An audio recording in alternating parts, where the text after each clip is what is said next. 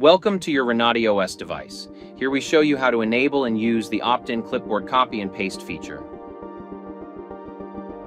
First, go to Settings. Scroll down to find Security and select it.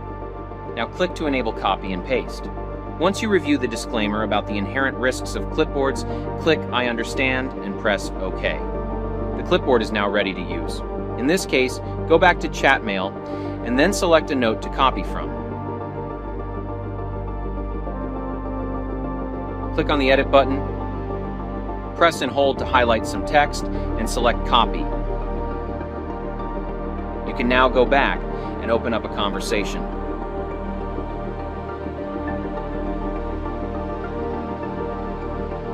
If you press and hold in the text field, you can now paste your content.